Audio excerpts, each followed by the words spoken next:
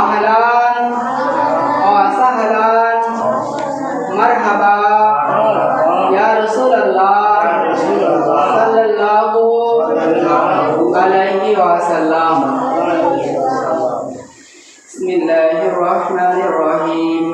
ওয়া মা খালাকনাস সামাওয়াতি ওয়াল আরদা ওয়া মা বাইনাহুমা ইল্লা বিল হক। সাদাকাল্লাহুল আযীম। আমরা আজকে এখানে উপস্থিত হয়েছি, আমরা মসজিদে উপস্থিত হয়েছি প্যারা রাসূল পাক সাল্লাল্লাহু আলাইহি ওয়াসাল্লাম এই রবিউল আউয়াল মাসের মধ্যে বাংলা যেমনিভাবে 12টি মাস রয়েছে, বৈশাখ, জ্যৈষ্ঠ, আষাঢ়, শ্রাবণ, এভাবে করে 12টি মাস রয়েছে। কথা বলেন ঠিক কিনা? ঠিক একইভাবে আরবিতেও 12টি মাস রয়েছে, মুহররম, সফর, রবিউল আউয়াল, এভাবে 12টি মাস রয়েছে। 12টি মাস মিলে হয় একটি বছর। তো আরবি 12 মাসের মধ্যে এখন যে মাস চলতেছে সেই মাসের নাম হচ্ছে রবিউল আউয়াল মাস। যে মাসে আল্লাহ রাসূল সাল্লাল্লাহু আলাইহি ওয়াসাল্লাম এই দুনিয়ার জমিনে তাশরীফ এনেছেন, অর্থাৎ এই দুনিয়ার জমিনে জন্মগ্রহণ করেছেন। বলি না সুবহানাল্লাহ। আল্লাহ রাসূল সাল্লাল্লাহু আলাইহি ওয়াসাল্লাম এই রবিউল আউয়াল মাসে দুনিয়ার জমিনে জন্মগ্রহণ করেছে। কথা বলেন ঠিক কিনা? দুনিয়ার জমিনে কিন্তু আল্লাহ পাক রব্বুল আলামিন জাল্লা শানুহু এই মানুষ জাতি, এই দুনিয়া, এই পানি, এই আকাশ, এই আসমান, এই জমিন, এই গাছপালা, এই তরুলতা, পশু পাখি, যা কিছু বলি না কেন সমস্ত কিছুকে সৃষ্টি করার আগে প্যারা রাসূলকে সৃষ্টি করেছেন। বলি না সুবহানাল্লাহ। কিন্তু দুনিয়ার জমিনে তাশরীফ এনেছেন, দুনিয়ার জমিনে জন্মগ্রহণ করেছেন। যেভাবে আমরা আমাদের মায়ের গর্ভ থেকে আমরা দুনিয়ার জমিনে জন্মগ্রহণ করে থাকি, আল্লাহ রাসূলও এভাবে নিয়ম অনুযায়ী দুনিয়ার জমিনে জন্মগ্রহণ করেছেন রবিউল আউয়াল মাসে। কিন্তু আল্লাহ রাসূলকে সৃষ্টি করা হয়েছে, তৈরি করা হয়েছে সমস্ত কিছুকে সৃষ্টি করার আগে, যখন ছিল শুধু লা ইলাহা ইল্লাল্লাহ, অর্থাৎ আল্লাহ পাক রব্বুল আলামিন জাল্লা শানুহু ছিলেন।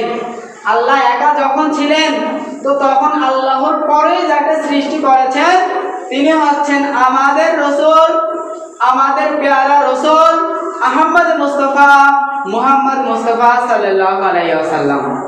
আপনারা বিষয়টা বুঝতে পেরেছেন? আল্লাহ রাসূলকে সমস্ত কিছু সৃষ্টির আগে সৃষ্টি করা হয়েছে। যে আয়াতে কারিমা আমি তেলাওয়াত করেছি, আল্লাহ পাক রব্বুল আলামিন কুরআনুল কারীমের মধ্যে বলতেছেন, ওমা খালাকনাস সামাওয়াতি ওয়াল আরদা ওমা বাইনাহুমা ইল্লা বিল হক। যে ওমা খালাকনাস সামাওয়াতি ওয়াল আরদা, আমি দুনিয়ার মধ্যে, আমরা দুনিয়াতে সমস্ত কিছু প্রায় অনেক জিনিস আমাদের চোখে যতদূর যায় আমরা চোখে দেখি কিনা? দেখি কিনা? আমরা গাছপালা, তরুলতা, আপনার পানি, বাতাস, আমরা এগুলো সবকিছুকে দেখি, সবকিছুর মাঝে বসবাস করি। কথা বলা ঠিক কিনা? কিন্তু আমাদের চোখের বাইরে, আমাদের চোখের বাইরে আমরা দেখি না। আল্লাহ পাক রব্বুল আলামিন সৃষ্টি করেছেন এই দুনিয়া, আসমান, জমিন, লৌহ, কলম, এই সমস্ত কিছু আমরা শুধু দুনিয়ার জমিনের কিছু অংশ চোখে দেখি। কিন্তু এই আমরা যেগুলোকে চোখে দেখি না সেগুলোকে আল্লাহ পাক রব্বুল আলামিন সৃষ্টি করেছেন। কথা বলা ঠিক কিনা? আল্লাহ পাক রব্বুল আলামিন এই আয়াতের অর্থে বলতেছেন যে তোমরা যা কিছু, অর্থাৎ ভূমণ্ডল, এই ভূমির মধ্যে, এই জমিনের মধ্যে, এই ক্ষেতের মধ্যে যা কিছু দেখো, এবং নবমণ্ডলে তোমরা যা কিছু দেখতে পাও না, এবং এগুলোর মধ্যে যা কিছু রয়েছে সমস্ত কিছুকে সৃষ্টি করার আগে এবং সমস্ত কিছুকে আমি সৃষ্টি করেছি আমার রাসূলের জন্য। বলি না সুবহানাল্লাহ। আপনার আমরা যা চোখে দেখি, যা চোখে দেখি না, যা কিছু সৃষ্টি হয়েছে সমস্ত কিছুকে আল্লাহ পাক রব্বুল আলামিন তার রাসূলের জন্য, তার রাসূলের উসিলায় সৃষ্টি করেছে। আল্লাহ পাক রব্বুল আলামিন জাল্লা শানু সমস্ত কিছু তার রসুলের জন্য সৃষ্টি করেছেন। তো আমরা জানি আল্লাহ পাক রব্বুল আলামিন তার রসুলের জন্য সমস্ত কিছুকে সৃষ্টি করেছেন। তো আল্লাহর রসুলের মর্যাদা কি সামান্য না বেশি? বেশি। আল্লাহর রসুলের সম্মান এতটা বেশি যা আমরা আমাদের সারা জীবন যদি আল্লাহর রসুলের শান মান বর্ণনা করি তবুও শেষ করা যাবে না। না। কেননা আপনার দুনিয়ার জমিনে যাই রয়েছে সমস্ত কিছু আল্লাহ তার রসুলের জন্য সৃষ্টি করেছেন। আল্লাহ পাক রব্বুল আলামিন দুনিয়াতে যখন মানুষকে সৃষ্টি করার ইচ্ছা পোষণ করলেন, দুনিয়াতে আমরা যে মানুষ জাতি, আমরা যে মানুষ হিসেবে দুনিয়ার জমিনে এসেছি, আমাদের জন্মের একদম প্রথমে আমরা কার কাছ থেকে জন্মগ্রহণ করেছি আপনারা কি বলতে পারেন? আমরা যে মানুষরা, আমরা আমাদের মা বাবারা, আমাদের দাদা দাদিরা, তানাদের বাবা মারা, এভাবে পূর্বপুরুষরা যে দুনিয়াতে এসেছে, তো এনারা যে দুনিয়ার জমিনে জন্মগ্রহণ করেছে, বসবাস করেছে, দুনিয়ার জমিনে চলেছে, দুনিয়ার জমিনে চলাফেরা করেছে, খাওয়া দাওয়া করেছে, এবং আল্লাহ পাক রব্বুল আলামিন একটা সময় তাদেরকে ওই অন্ধকার কবরে নিয়ে গিয়েছেন। তো এই যে সবাই জন্মগ্রহণ করলো, এনাদের সবাইকে জন্মগ্রহণ করার, মানুষকে সৃষ্টি করার প্রথম সবার আগে কাকে সৃষ্টি করেছে আমরা জানি কি না? কাকে সৃষ্টি করেছে? হযরতে আদম আলাইহিস সালামকে। হযরতে আদম আলাইহিস সালাম এবং মা হাওয়া আলাইহিস সালামকে সৃষ্টি করেছেন।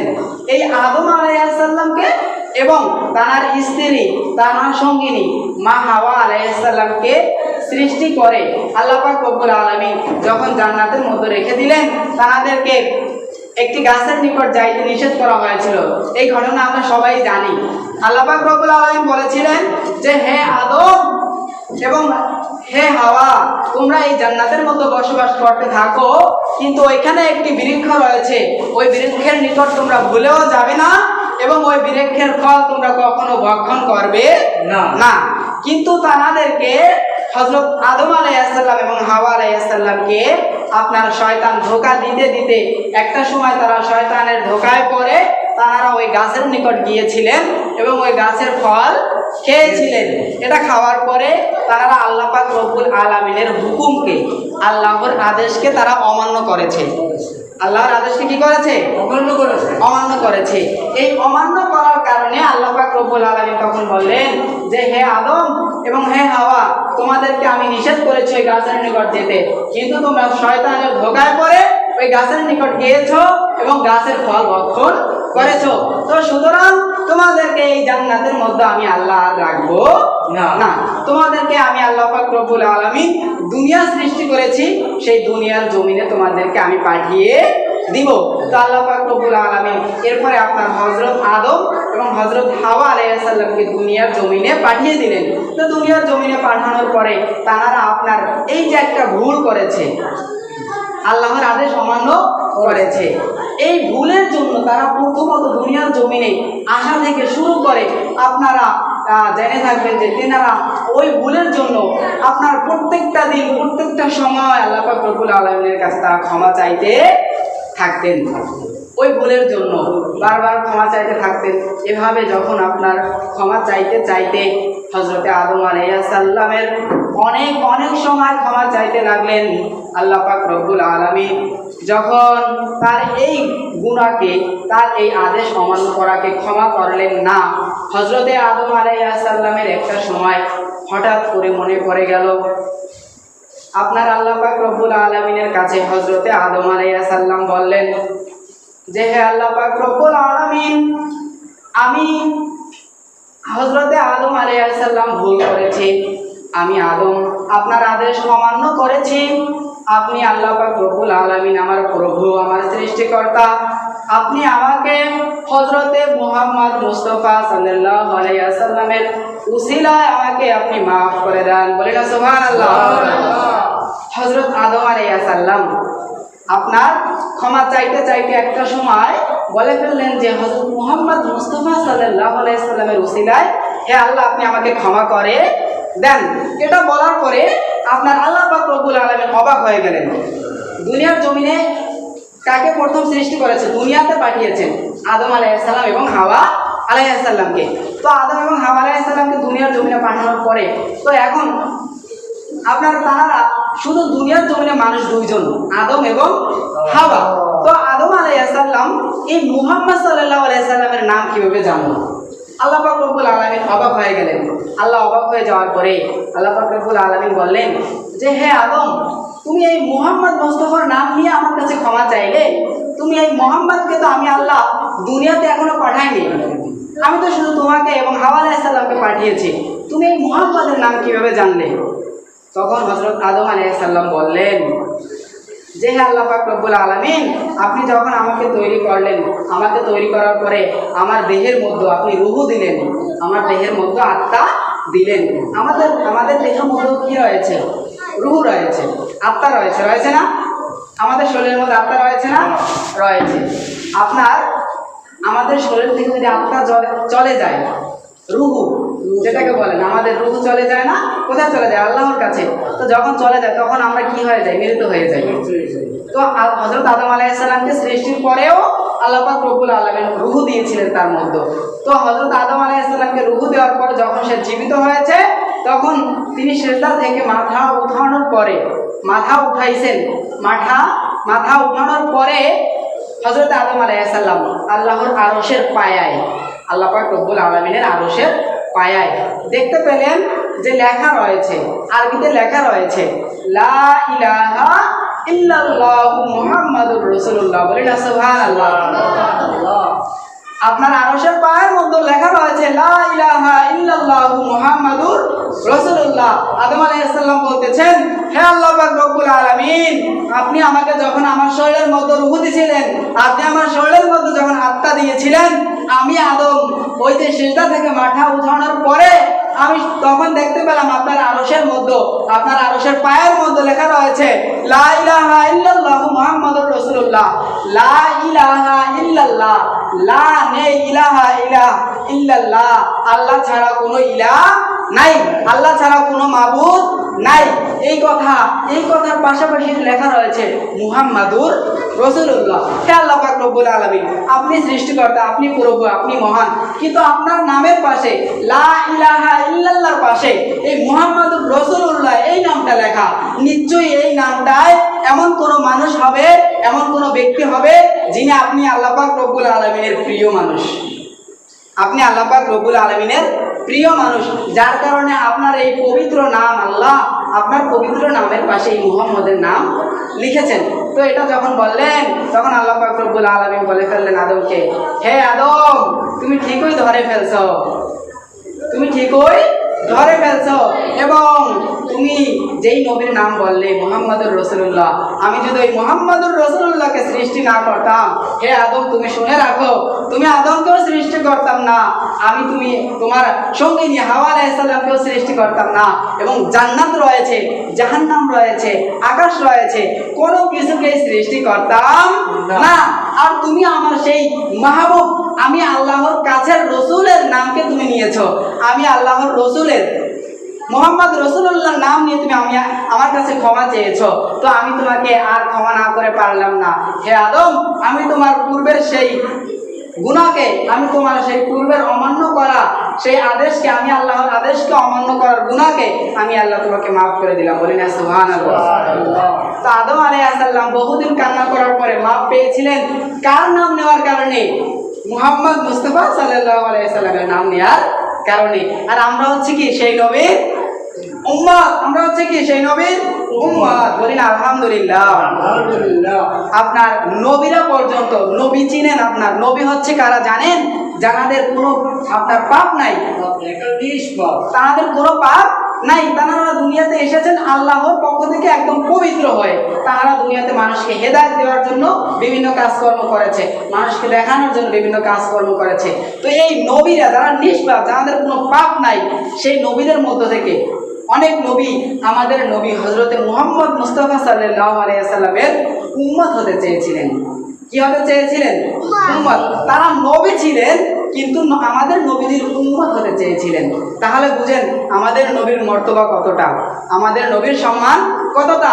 আর আমরা না চাইতেও সেই নবীর উম্মত, তাহলে আমরা দামি কিনা? আমরা অবশ্যই অবশ্যই দামি। তো আমাদেরকে মূল কাজ হচ্ছে রসুলের প্রতি আমাদের কি থাকতে হবে? মহব্বত, রসুলের ভালোবাসা আমাদের অন্তরের মধ্যে কি করতে হবে? ধারণ করতে হবে। আমরা শুধু দুনিয়ার জমিনে আমরা খাওয়ার জন্য, আমাদের সংসারের জন্য আসি নাই। আল্লাহ পাক রব্বুল আলামিন বলেছেন যে তোমরা দুনিয়াতে থাকবে, চলবে, ফিরবে, খাওয়া দাওয়া করবে, তোমরা সংসার চালাবে, তোমাদের বাল বাচ্চাকে তোমরা পালবে, কিন্তু সেই সাথে তোমরা আমি আল্লাহর আদেশ, আমার রসুলের কথাগুলোকে তোমরা কি করবে? মান্য করবে।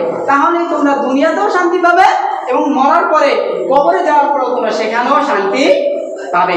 তো এটা হচ্ছে আল্লাহ পাক রব্বুল আলামিনের কথা।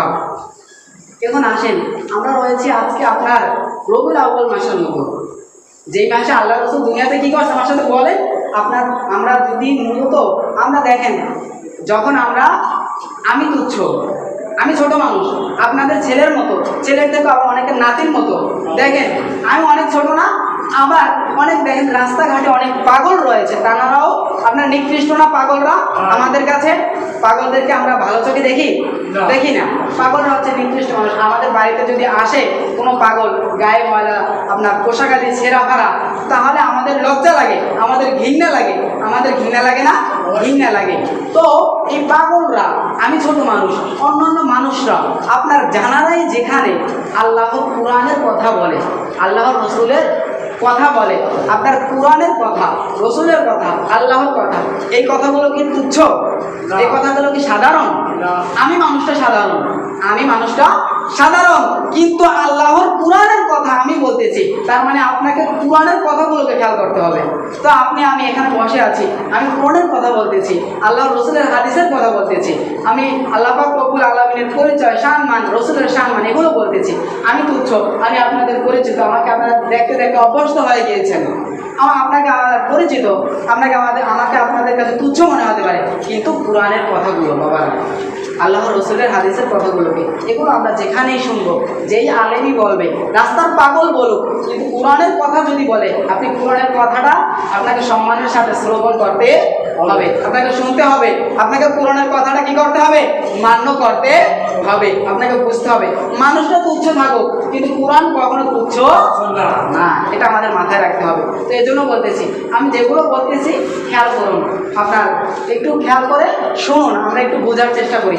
আসেন, আজকে হচ্ছে আপনার রবিউল আউয়াল মাসের মধ্যে একটা তারিখ, আল্লাহ রসুল দুনিয়াতে এসেছিলেন রবিউল আউয়াল মাসের 12 তারিখ চলে গিয়েছে আমাদের কাছ থেকে। কিন্তু আল্লাহ রসুল যে দুনিয়ার জমিনে তাশরীফ এনেছেন, দুনিয়ার জমিনে এসেছেন এই মাসের মতো। তো আমরা জানি আপনার রমজান মাস আসে না আমাদের মাঝে, রোজার মাস আসে না? রোজার মাস যখন আসে অনেক আপনার বেনামাজিরাও নামাজি হয়ে যায় না? কেন হয় বলেন তো? রমজান মাসে আল্লাহ অসংখ্য রহমত নাজিল করতে থাকেন, যার কারণে আপনার অসংখ্য বেনামাজিরা, অসংখ্য যারা নামাজ রোজা আদায় করে, কিন্তু রমজান মাসে নামাজ রোজা আদায় করে। আপনার এই রমজান মাস অনেক সম্মানী মাস না? তাহলে অন্য মাসের থেকে সম্মানী মাস। এরপরে যে মিরাজে, আমরা যে রজবের মাস, রাসূল সাল্লাল্লাহু আলাইহি ওয়াসাল্লাম যে আল্লাহর সাথে দেখা করতে গিয়েছিলেন রজবের, সেই 27শে রজবকে আল্লাহ পাক রব্বুল আলামিন কি করেছেন? এই রাতটাও হচ্ছে আপনার কি সম্মানী রজনী। এরপরে আপনার যখন 27শে কদর আসে রমজান মাসের মধ্যে, রোজার মধ্যে 27শে কদর আসে না? 27শে কদরে আমরা সারা রাত্র ঘরে নামাজ আদায় করি না? 27শে কদর, ওই দিনটা, ওই রাত্রটা কেন সম্মানী জানেন আপনারা? আমরা যে কোরআন পড়ি না, কোরআন শরীফ, এই কোরআনটাকে আল্লাহ সৃষ্টি করেছিলেন, নাযিল করেছিলেন, সেই রাত্রটা হচ্ছে লাইলাতুল কদরের রাত্র। বলি না সুবহানাল্লাহ? তো সেই লাইলাতুল কদরের রাত্রটা দামি কি দামি না বলেন তো? দামি না? অনেক দামি। আচ্ছা, লাইলাতুল কদর দামি আপনার। এরপরে আরেকটা হচ্ছে আমাদের যে শুক্রবার, বৃহস্পতিবার রাত্রটাও আল্লাহ পাক রব্বুল আলামিনের হাবিব বলেছেন যে বৃহস্পতিবারের রজনী, অর্থাৎ শুক্রবারটাও আছে কি দামি একটা দিন, দামি একটা দিন। তো এই যে আপনার কদরের রজনী, আপনার বৃহস্পতিবার দিবাগত রজনী, শুক্রবারের রজনী, আপনার শাবানের রজনী, এভাবে আপনার রমজান মাসের রোজাগুলো, সমস্ত কিছুগুলো, এগুলো যে দামি, এর থেকেও দামি হচ্ছে রবিউল আউয়াল মাস। বলি না সুবহানাল্লাহ? আচ্ছা, কিভাবে রবিউল আউয়াল মাস দামি? রবিউল আউয়াল মাস কিভাবে দামি আপনার, কেননা এই রোজা যে আমরা আদায় করি, আমরা যে রোজা রাখি, আমরা যে নামাজ পড়ি, আমরা যে আপনার কুরআন শরীফ পড়ি, লাইলাতুল কদর যে সম্মানী, কদরের জন্য এই কদর যে আমরা আদায় করি, আমরা যে বৃহস্পতিবার শুক্রবারে নামাজ আদায় করি, এই যে শুক্রবার, এই লাইলাতুল কদর, এই কুরআন শরীফ, আপনার এই দুনিয়া কোনো কিছু সৃষ্টি হতো না যদি রাসূল করিম সাল্লাল্লাহু আলাইহি ওয়াসাল্লাম সৃষ্টি না হতো। তো তাহলে এই রসুলের যেই দিন রসুল অর্থাৎ যাকে সৃষ্টি না করলে কিছু হইতো না। আপনি এগুলোর কথা পরে বলেন, আপনি রসুলকে আগে সৃষ্টি করেছেন, তো রসুলকে সৃষ্টি করার কারণে আল্লাহ সব সৃষ্টি করেছেন। তো রাসূল যেই দিনে আপনার যেই মাসে যেই সময়ে দুনিয়াতে আসছেন, যার জন্য সব কিছু পাইছে, ওই দিনটা ওই মাসটা দামি কি দামি না? বুঝেন নাই মনে হয়, দামি কি দামি না? তাহলে এই মাসটা আমরা বলবো সমস্ত মাসের চাইতে, কেননা এই রসুলের জন্য সমস্ত কিছু। তো এই মাস 12ই রবিউল আউয়াল সমস্ত রজনীর থেকে, সমস্ত দামি মাসের থেকে সব থেকে বেশি দামি হচ্ছে আপনার রবিউল আউয়াল মাসের রজনী। বলে না সুবহানাল্লাহ। তো আমরা সেই রজনীর মধ্যে রয়েছি। তো এই রজনীতে আমাদেরকে রজনীর মর্তবা বুঝতে হবে, আমাদেরকে এই রজনীর আপনার ফায়দা বুঝতে হবে। আমরা সাধারণভাবে এখন আমরা আরেকটি বিষয় জেনে আমরা শেষ করে দেব।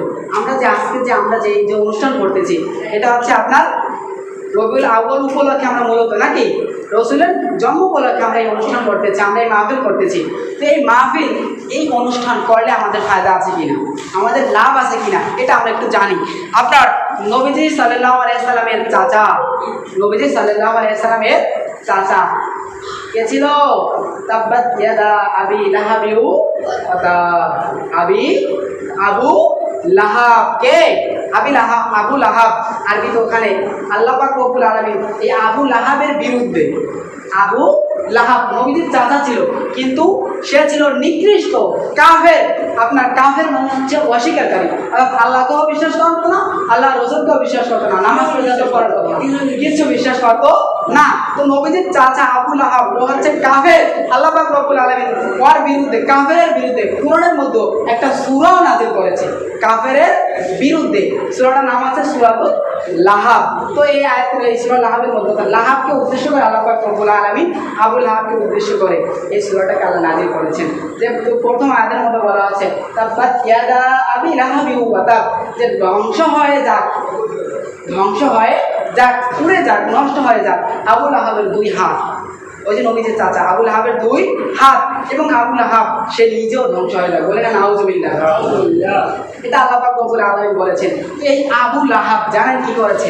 এই আবু লাহাব ও হচ্ছে কি কাফের, আল্লাহকে বিশ্বাস করে না, কাফের। তো এই আবু লাহাব যখন নবী সাল্লাল্লাহু আলাইহি সাল্লাম দুনিয়ার জমিনে, আমরা যার মাহফিলে আজকে এখানে এসেছে, যাকে উদ্দেশ্য করে রসুলকে, সেই রসুল যখন দুনিয়ার জমিনে জন্মগ্রহণ করেছেন, 12ই রবিউল আউয়াল যখন জন্মগ্রহণ করেছেন, তো তখন ওই আবু লাহাবের একটা দাসী ছিল, চাকর। আপনার আরবের সেই যুগে আপনার প্রথা ছিল দাসী ক্রয় করার, চাকরদেরকে ক্রয় করার, চাকরদেরকে যা বলবে আপনার সেগুলো করতে হবে। এই দাসীকে আপনার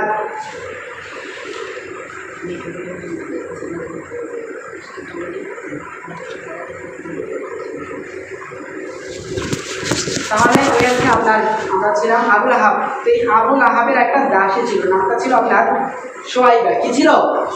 সোয়াইবা। আর আবু লাহাব, আমরা এটা বলে শেষ করে দিচ্ছি।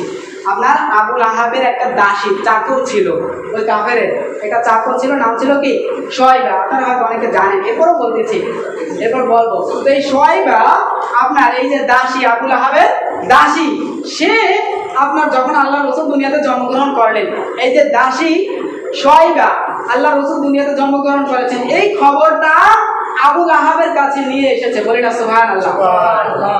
আবু লাহাবের কাছে কি করছে?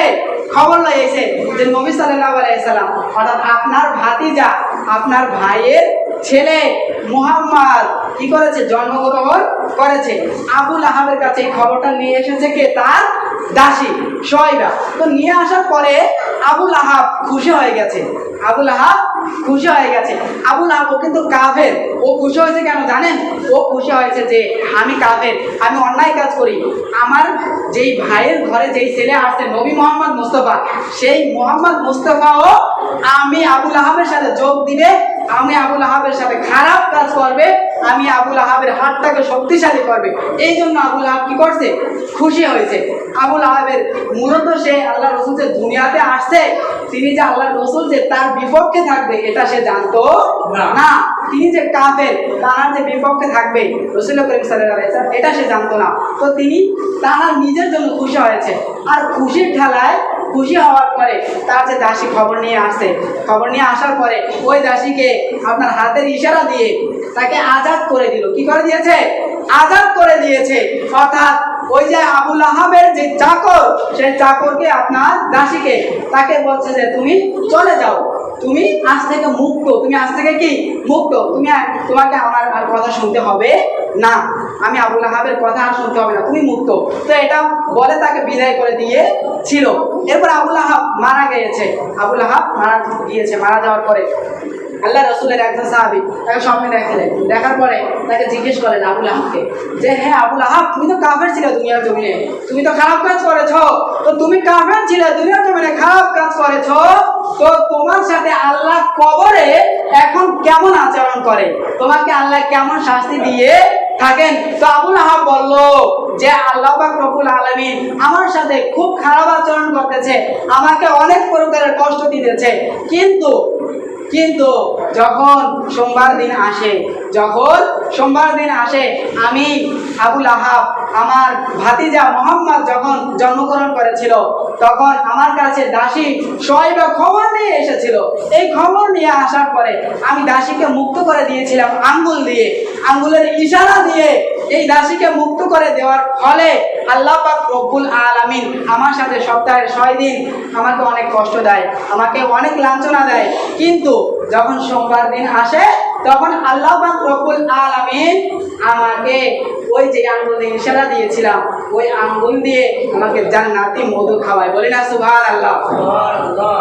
আবুল আহাবকে কি করে? জান্নাতের মধু খাওয়ায়। কে? আল্লাহ পাক রব্বুল আলামিন। কোন দিন? সোমবার। আচ্ছা, এখানে আমাদের একটা বিষয় আমরা সংক্ষেপে বুঝে নেই। আবুল আহাব ছিল কে? কাফের। তিনি খুশি হয়েছিলেন কার জন্মগ্রহণে? রসুলের জন্মগ্রহণে খুশি হয়েছিল। রসুলের জন্মগ্রহণে খুশি হয়ে আপনার দাসীকে মাফ করে দিয়েছিল, আজাদ করে দিয়েছিল, চাকরকে ক্ষমা করে দিয়েছিল। এই ক্ষমা করার কারণে মাত্র ও কাফের, মুসলিম না, আপনাদের মতো ইমানদার না। আপনারা তো নামাজ আদায় করেন, আল্লাহকে বিশ্বাস করেন, ওর থেকে হাজার গুণে আপনারা উত্তম, কিন্তু ও হচ্ছে কাফের।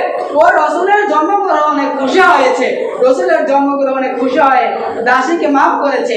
এই কারণে আল্লাহ পাক রব্বুল আলামিন আপনার সোমবার দিনে ওর সাথে ভালো ব্যবহার করে থাকে।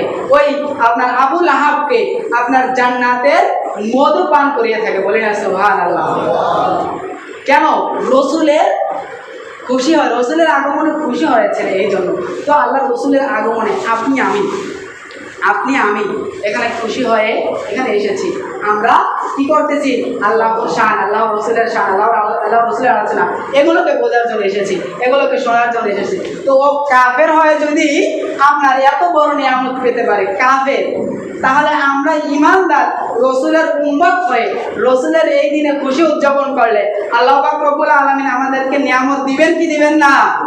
আল্লাহ আমাদেরকে নিয়ামত দিবেন কি দিবেন না? বিশ্বাস আছে আপনাদের?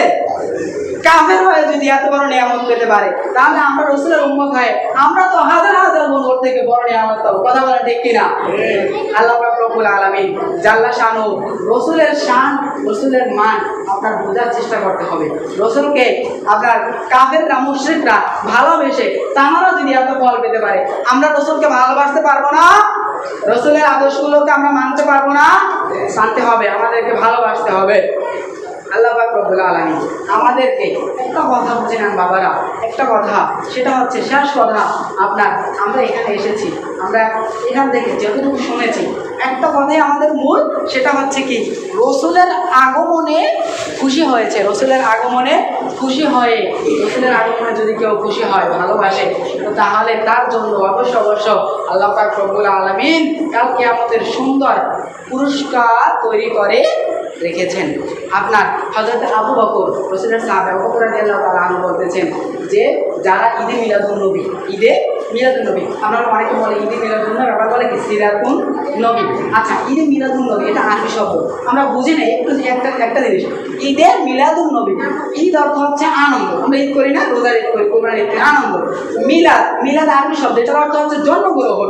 আর মিলাদুন্নবী, নবী মানে হচ্ছে আমাদের নবীর জন্মগ্রহণ। তাহলে নবীর জন্মগ্রহণে খুশি উদযাপন। ঈদে মিলাদুন্নবীর বাংলা অর্থ কি বলেন না? নবীর জন্মগ্রহণে খুশি উদযাপন। আর আমরা আবার বলে থাকি সিরাতুন নবী। সিরাত এটা আরবি শব্দ, এটার অর্থ হচ্ছে জীবনী নবী। সিরাতুন নবী মানে হচ্ছে আমাদের নবী। তো তাহলে সিরাতুন নবীর অর্থ হচ্ছে নবীর জীবনী, আর ঈদে মিলাদুন নবী হচ্ছে নবীজের জন্মগ্রহণ উপলক্ষে আনন্দ। আচ্ছা, নবীজির জন্মগ্রহণ উপলক্ষে ঈদে মিলাদুন নবী, নবীজির জন্ম উপলক্ষে আনন্দ উদযাপন করা। নবীজির জন্ম উপলক্ষে এই যে আমরা অনুষ্ঠান করেছি ঈদে মিলাদুন নবী, এখানে কি আমরা রসুলের সম্মান বর্ণনা করেছি না? রসুলের সম্মান। আচ্ছা, সিরাতুন নবী, সেখানেও কি বলা হচ্ছে? নবীজির জীবনী। সিরাতুন নবী, নবীজির জীবনী, সেখানেও নবীজির জীবনী আলোচনা করা হয়। খালি শব্দ দুইটা কি আলাদা, দুইটা জিনিস শুনতে আলাদা শোনায়, কিন্তু বিষয়টা কি এক। তাহলে আমরা এটা নিয়ে কেন দ্বিধাদ্বন্দ্ব করবো? আমরা যেখানে আল্লাহ রসুলের সম্মান বর্ণনা, এটা হচ্ছে আমাদের মূল কথা। আল্লাহ রসুলের মর্যাদা, আল্লাহ রসুলের ভালোবাসা, এগুলো বর্ণনা হয়, এটা হচ্ছে মূল কথা। তো হযরত আবু বকর রাদিয়াল্লাহু তাআলা আনহু বলতেছেন যে যারা এই ঈদে মিলাদুন্নবী রসুলের আগমনে খুশি হয়, 1 দিরহাম, আরবের 1 দিরহাম, আপনার যদি ঈদে মিলাদুন্নবীর জন্য খুশি হয়, আপনার 1 দিরহাম ব্যয় করে। কি করে? ব্যয় করে। যে আপনারা অনুষ্ঠান করেছেন, আপনারা তবারকের ব্যবস্থা করেছেন, রসুলের সুন্নাহ। আমরা মিলাদ শেষে, আমরা মাহফিল শেষে কিছু তবারক খাবো, আমরা নিয়ত করে খাবো যে আল্লাহ তবারকের ওসিলা করে আমাদের শরীরের মধ্যে থেকে সমস্ত রোগ ব্যাধি বালা মুসিবত এগুলোকে দূর করে দিক, এই নিয়তে আমরা খাবো। এই তবারক ব্যবস্থা করার জন্য আমাদের টাকা পয়সা খরচ হয়েছে না? আমরা দিয়েছি না? তো এই টাকা পয়সাগুলো যা দিয়েছি, 100 দিয়েছি, 50 দিয়েছি, কেউ 5 টাকা দিয়েছি, যে যা দিয়েছি, এই যে আবু বকর রাদিয়াল্লাহু তাআলা বলেছেন যে 1 দিরহাম দিবে, আপনার শুধু 1 দিরহাম, আপনার হতে পারে ওখানে 1 দিরহাম বলতে 5 টাকার মতো বোঝানো হয়েছে আরবের ভাষায়। তো 1 দিরহাম 5 টাকা মাত্র দিবে যে, তো তার জন্য বলতেছে সে আমি আবু বকর, যে 1 দিরহাম দেবে সে আমি আবু বকর রাদিয়াল্লাহু তাআলা আনহু নবীজির সাহাবীর সাথে জান্নাতে থাকবে। বলি না সুবহানাল্লাহ। যদি 1 দিরহাম ঈদে মিলাদুন নবীতে দান করেন, তাহলে কি করবেন? আল্লাহর সাহাবী আবু বকরের সাথে থাকা যাবে।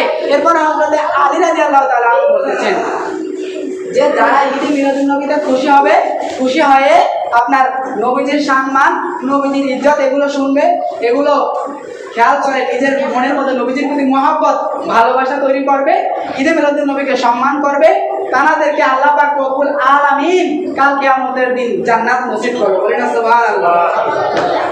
তো সমস্ত কিছু আপনার ঈদে মিলাদুন নবীর জন্য আল্লাহ পাক রব্বুল আলামিন আল্লাহ রসুল সাল্লাল্লাহু আলাইহি ওয়াসাল্লাম আবু বকর সিদ্দিক, যিনি রসুলের সাহাবী ছিলেন, সঙ্গী ছিলেন, তার সাথে আপনি আমি জান্নাতে থাকতে পারবো যদি আপনি আমি ঈদে মিলাদুন নবীতে কিছু ব্যয় করি।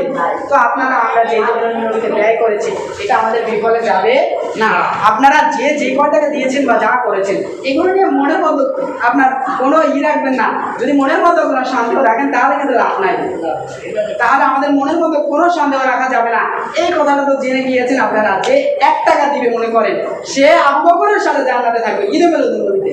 তো আপনি আমি যা দিয়েছি, আল্লাহ পাক রব্বুল আলামিন আমাদের এই দানগুলোকে কবুল করে আল্লাহ পাক রব্বুল আলামিন আমাদের সকলকে আবু বকর রাদিয়াল্লাহু তাআলা আনহু এনার সঙ্গী হওয়ার তাওফিক দান করুন। সকলে বলে আমিন।